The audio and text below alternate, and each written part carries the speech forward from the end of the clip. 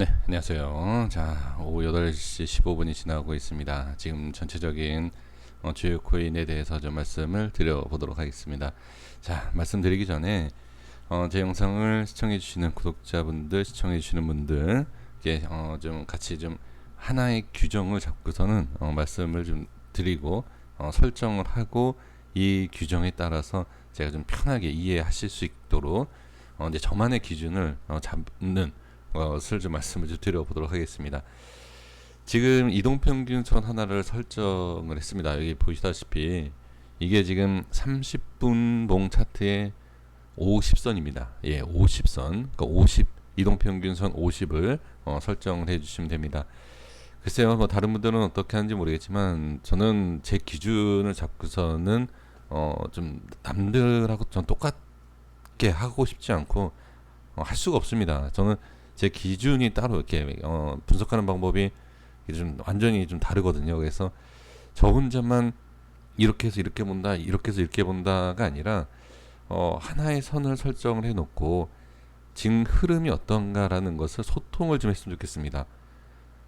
예를 들어서 제가 여기가 이렇다라고, 이건 네가 그냥 네 나름대로의 뭐 그러니 보조지표도 있는 것도 아니고 기준도 없이 이게 뭐야라고 분명히 생각을 하실 수 있을 것 같아서 제가 고민 끝에 기준을 하나 잡고서는 같이 좀 편하게 좀 이해를 하실 수 있게끔 해서 좀 말씀을 드리는 거니까요. 이 50선 나중에 뭐 꼭 안 해주셔도 되고요. 제가 차트에 설정해 놓은 것만 보시고 그냥 이해만 그러면 해 주시면 좋을 것 같습니다. 제가 이제 주식을 할 때 하루에 종목을 500개 이상 봅니다. 그거는 제 주식 채널에 계신 분들은 다 알고 계시는 건데 500개를 보는 게 어렵다라고 생각할 수 있지만 숙달이 되다 보면은 얼마 안 걸립니다. 그러면은 흐름에 대해서 익혀지고 거기에 따라서 많은 좀 뭐랄까 데이터가 좀 입력이 된다라고 좀 해야 될까요? 예, 그런 게 있는데 지금 이 코인에서도 적용되는 게 거의 비슷해요. 그래서 제가 이제 여기에서 좀 쓸데없는 내용을 말씀을 드리고 있는데 이해가 안 되시는 부분이 있다 하더라도 쟤는 저런 뭔가 있구나 그냥 이렇게 좀 이해를 해 주셨으면 좋겠습니다. 자, 여기까지 이렇게 말씀드리겠고요. 자, 도지코인부터 먼저 볼까요? 네, 도지코인 보겠습니다. 제가 이 51선을 설정한 이유가 있어요. 21선이 깨진다라고 해서 안 좋은 게 아닙니다. 그래서 21선, 자, 1시간 차트든 4시간 차트든 뭐 일봉이든 주봉이든 뭐 이렇게 보시는 게 있지 않습니까? 근데 저는 대부분 단타를 칠 때는 이 30분봉을 분석을 하고 3분봉, 1분봉, 5분봉으로 가거든요.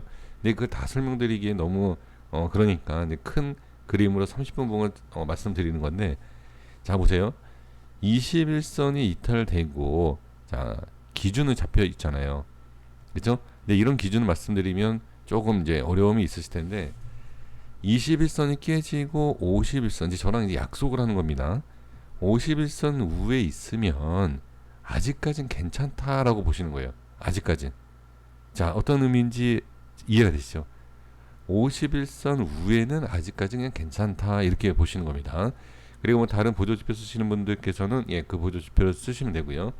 그리고 자, 이 우에 있을 때 반등이 나오는 위치, 이 위치에 대한 것을 어떻게 기준을 한번 잡아보고요. 51선 이탈했을 때 무조건 안 좋다라고 보는 것이 아니라 한번 이 51선을 살짝 이탈하더라도 다시 반등이 나오느냐 이렇게 보시면 돼요.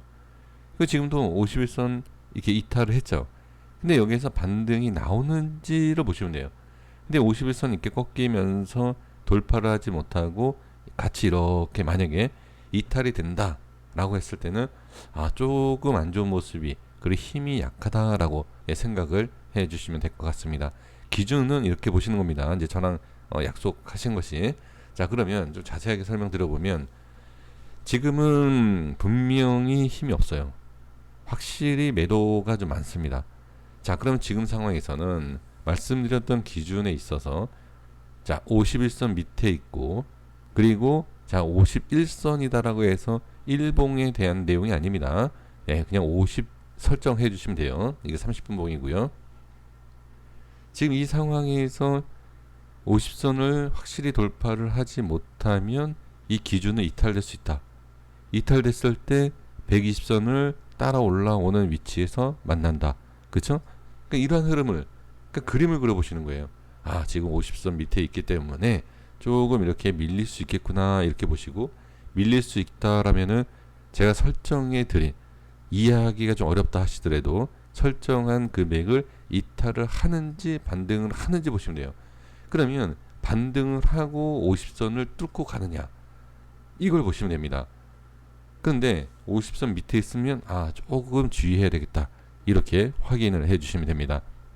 그리고 210원, 220원대죠. 220원대 이탈되면 210원대로 바로 좀 확인을 해 줄 필요가 있습니다. 지금은 확실히 좀 힘이 없고, 그러니까 힘이 없다라는 것은 상승시키는 모습이 뚜렷하게 보이지는 않고 있는 시장입니다. 자, 니플 보겠습니다. 니플 보시면 20선 이탈 문제없다, 20선 이탈 문제없다, 기준 잡고 있는 상황 문제없다, 20선 이탈 문제없다, 그리고 저항 생겼지만 자 50선을 잡고 있다. 그쵸? 그리고 이제 제가 말씀드렸던 670원 이탈 안 했고 660원 이탈 안 했다. 전혀 문제가 되지 않아요, 지금은. 그러니까 지금은 여유 있게 제가 이 50선에 대해서 말씀드려보면 제가 설정하는 기준에 가장 잘 맞는 이동평균 선 중에 하나예요. 그래서 만약에 이걸 가지고 매매하신다라고 했을 때 무조건 그냥 50선 이걸 갖고선 기준 잡으시면 안 됩니다.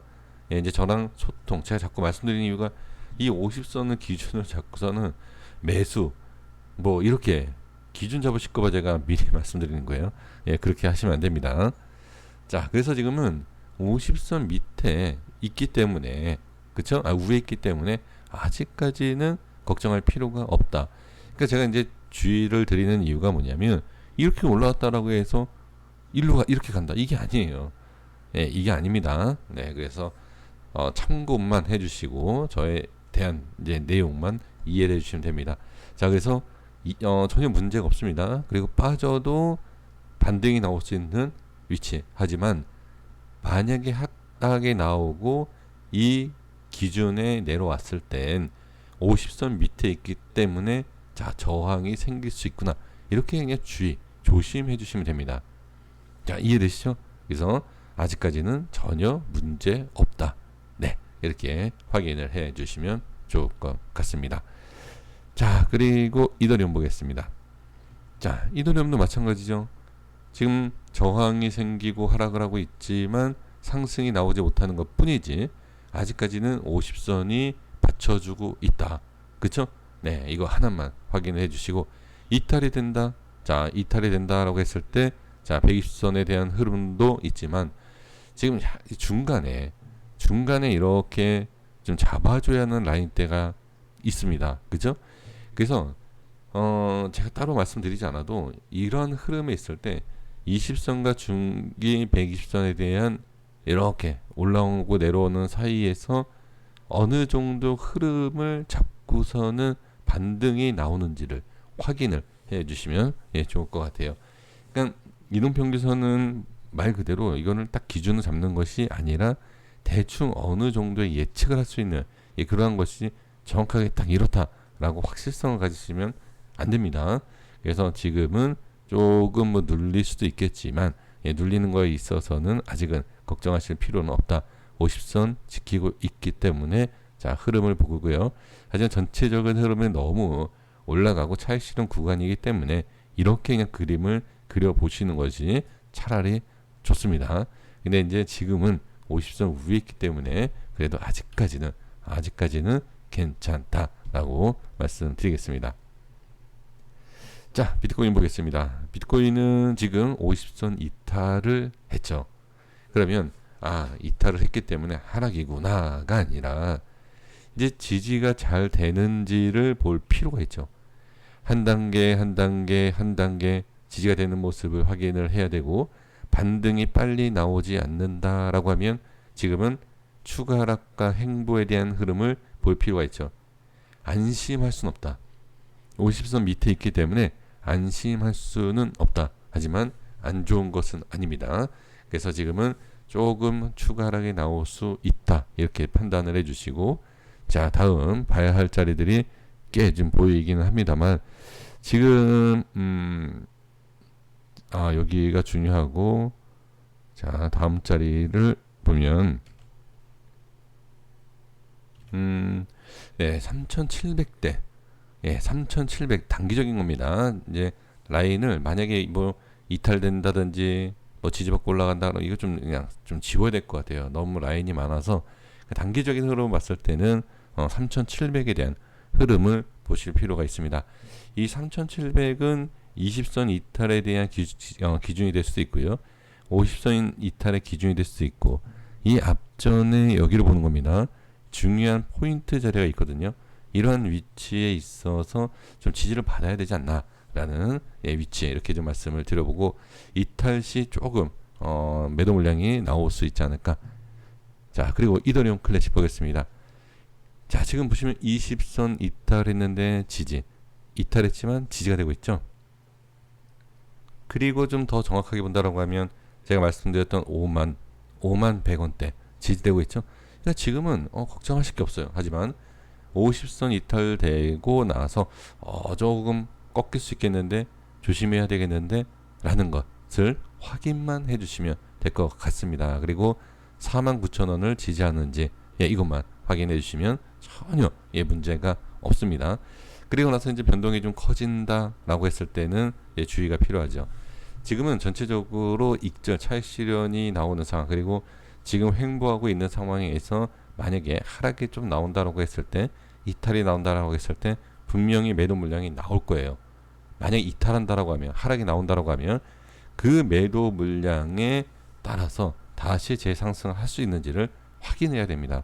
그러니까 지금 매수에 대한 것도 상관이 없지만 손절 잡으셔야 되고, 어떻게 보면은 지금은 약간 좀 보유하고 있는 그 물량을 스윙하는, 홀딩하는 그러한 상황이 아닌가, 저는 그렇게 좀 말씀을 드려보고 정리하겠습니다. 여기까지 하겠습니다. 구독과 좋아요 부탁드리겠습니다. 감사합니다.